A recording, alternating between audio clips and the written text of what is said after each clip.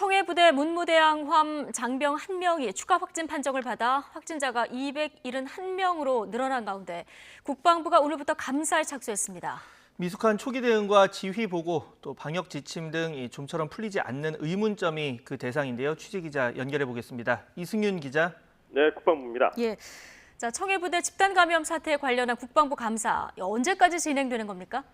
네, 국방부 감사관실은 오늘부터 다음 달 6일까지 청해부대 집단 감염과 관련해 각 기관의 대응이 적절했는지에 대한 감사에 착수했습니다. 청해부대 작전지휘 책임을 맡은 합동참모본부와 해군작전사령부, 국군의무사령부, 청해부대 34진 등이 그 대상입니다. 이번 감사에서 대응에 문제가 드러난 기관이나 담당자에 대한 책임 소재가 가려질 것으로 보이며 문책 가능성도 있습니다.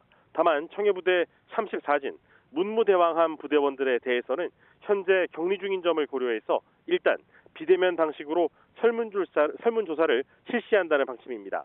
34진 장병 중 어제 음성 판정을 받았던 1명이 증상 발현 이후 오늘 확진 판정을 받으면서 확진자가 271명으로 늘어난 상태입니다. 경증 환자 3명이 상태 악화로 민간병원에 입원하면서 입원 환자도 17명으로 늘어나 승조원들의 상태에 따라 감사 기간이 연장될 수도 있습니다. 국방부는 파병 준비 단계부터 집단 감염 초기 대응, 지휘보고 체계와 방역 지침 운영 관련 의혹을 규명할 계획입니다.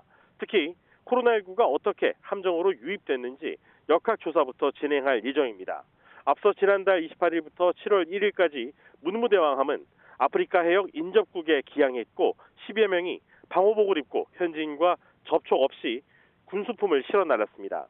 저반 당시 문무대왕함에 승선했던 도선사도 감염 경로로 의심되는데 당시 이 현지 도선사와 장병 모두 방호복을 입고 있었던 것으로 알려졌습니다. 함정에 군의관 2명이 있었고 원격 진료도 가능했는데 최초 감기 증상을 보인 장병한테 격리 조치 없이 감기약만 처방했다는 의혹도 규명 대상입니다.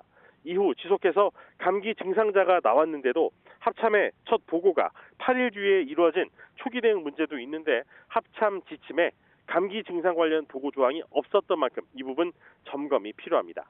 국방부 감사관실은 문무대왕함 출항 이후 합참이 백신 접종 계획을 수립하지 않은 점과 방역 운영 전반에 대해서도 짚어볼 예정입니다.